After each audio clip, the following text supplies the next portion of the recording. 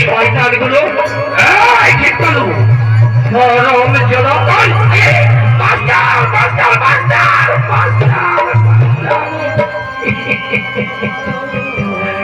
শয়তানগুলো স্কুলে এসে লেখাপড়া করবার জন্য আর এরা স্কুলে এসে নাচ গান আর কি মনে হচ্ছে লাঠি দিয়ে পিটিয়ে সোজা করি master good morning good morning good morning আরাম জানা ইংলিশের ই জানে না আর গুড মর্নিং হ্যাঁ শোন এবার